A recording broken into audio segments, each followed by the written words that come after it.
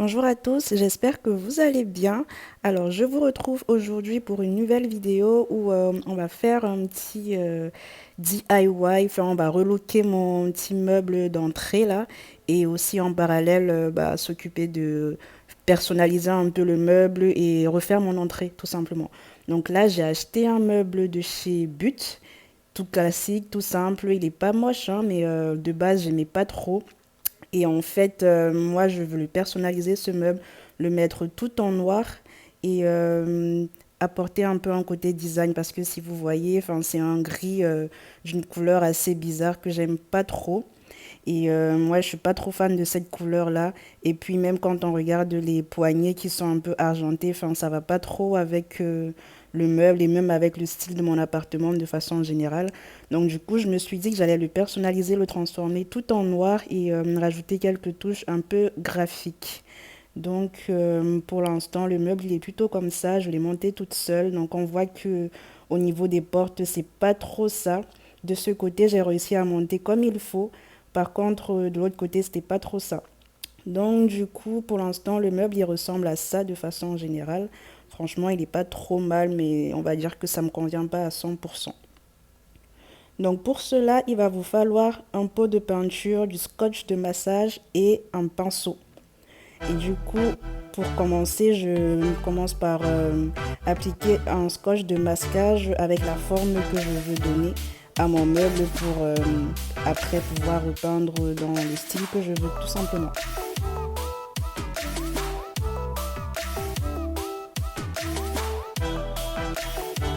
Donc une fois que j'aurai fait ça, je pourrai commencer à faire la peinture et après je vous laisserai avec la vidéo en time-lapse.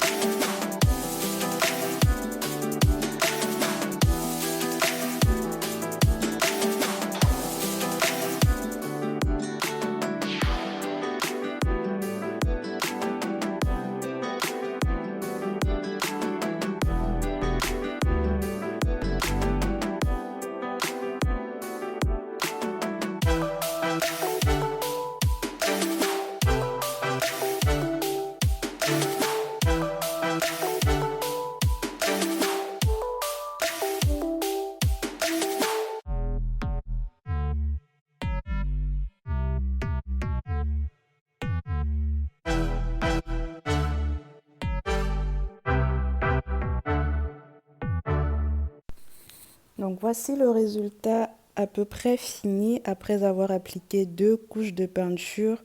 Franchement, cette peinture, elle sèche assez vite, je trouve. Mais enfin, en tout cas, le résultat est pas trop mal. C'est bien intense, c'est bien noir. J'ai essayé de respecter un petit peu, mais vous verrez que c'est pas forcément très très net quand j'enlève le scotch de masquage. Ouais, j'ai un peu galéré au début pour enlever. Peut-être que ça a aussi un petit peu joué sur la précision au niveau des finitions là, mais je vais m'en occuper plus tard.